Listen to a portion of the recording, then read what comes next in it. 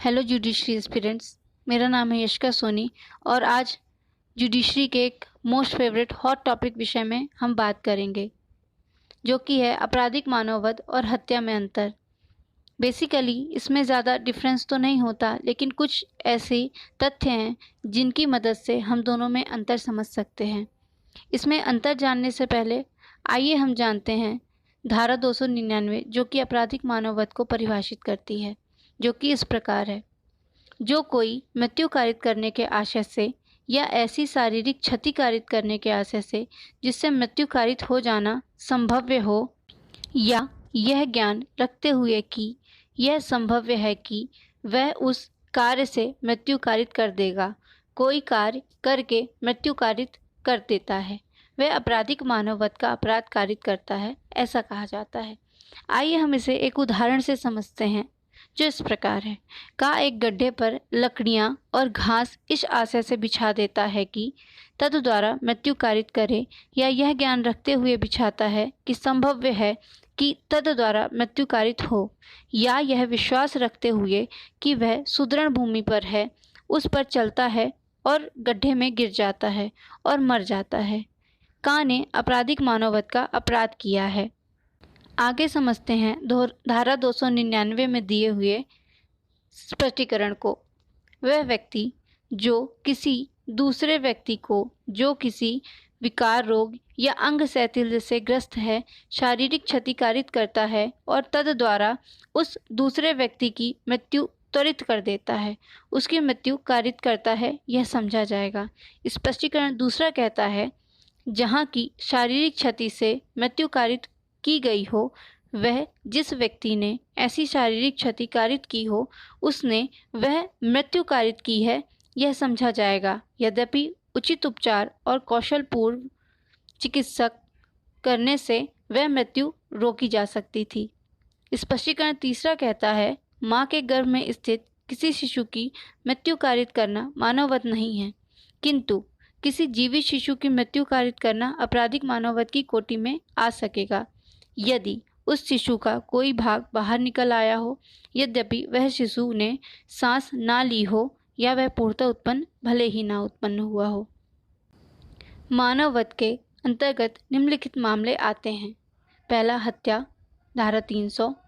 आपराधिक मानववध जो हत्या की कोटि में नहीं आते, धारा 304। उपेक्षा द्वारा मृत्यु कारित करना, धारा 304A। आत्महत्या, धारा 305 और धारा 306।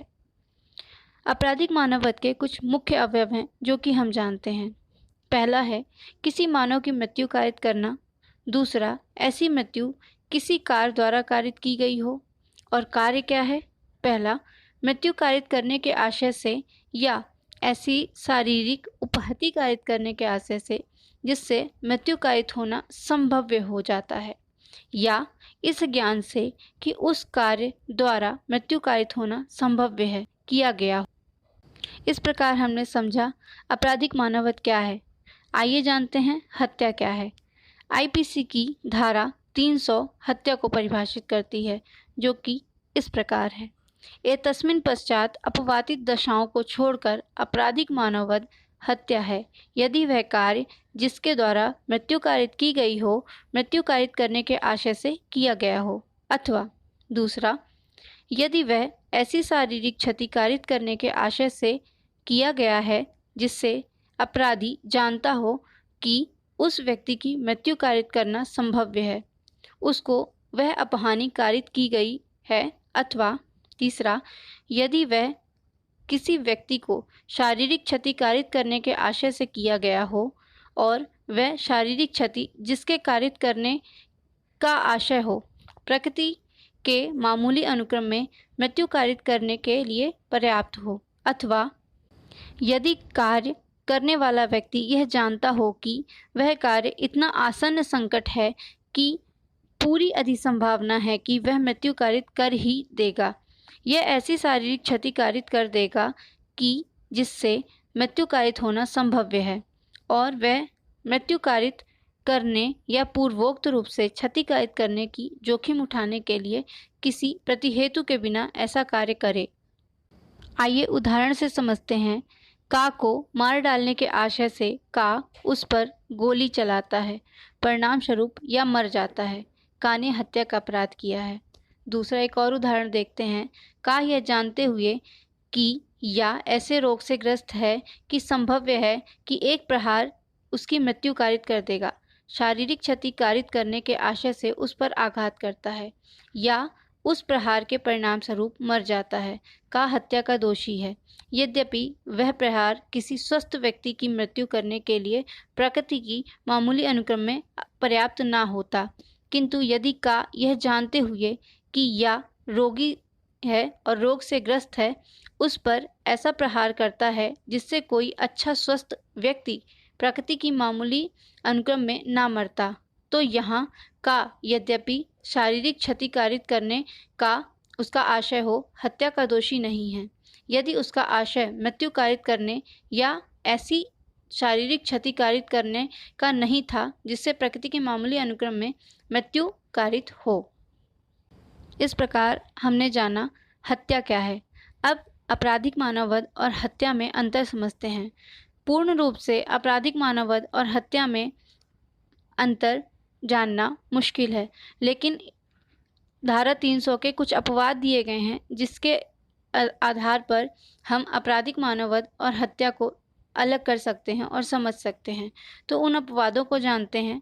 पहला है आपराधिक मानववध हत्या नहीं है यदि अपराधी उस समय जबकि वह गंभीर और अचानक प्रकोपन से आत्मसंयम की शक्ति से वंचित हो, उस व्यक्ति की जिसने की वह प्रकोपन दिया था मृत्यु कारित करे या किसी अन्य व्यक्ति की मृत्यु भूल या दुर्घटनावश कारित करे, परंतु यह कि वह प्रकोपन किसी व्यक्ति का वध करने या अपहानि कारित करने के लिए अपराधी द्वारा प्रतिहेतु के रूप में स्थित ना हो या स्वेच्छा प्रकोपित ना हो। इसी में दूसरा परंतु देखते हैं। वह इस प्रकार है, यह कि वह प्रकोपन किसी ऐसी बात द्वारा दिया गया हो जो प्राइवेट प्रतिरक्षा के अधिकार के विधिपूर्ण प्रयोग में की गई हो। और इसका स्पष्टीकरण है, प्रकोपन इतना गंभीर और अचानक था या नहीं कि अपराध को हत्या की कोटि में जाने से बचा दे, यह तथ्य का प्रश्न है। आइए आगे जानते हैं अपवाद दूसरा। आपराधिक मानववध हत्या नहीं है यदि अपराधी शरीर या संपत्ति की प्राइवेट प्रतिरक्षा के अधिकार को सद्भावना पूर्वक प्रयोग में लाते हुए विधि द्वारा उसे दी गई शक्ति का अतिक्रमण कर दे और पूर्व चिंतन बिना और ऐसे प्रतिरक्षा के प्रयोजन से जितना अपहानि कारित करना आवश्यक हो उससे अधिक अपहानि कारित कर दे, किसी आशय के बिना उस व्यक्ति की मृत्यु कारित कर दे जिसके विरुद्ध वह प्रतिरक्षा का ऐसा अधिकार प्रयोग में ला रहा हो। बात तीसरा जानते हैं।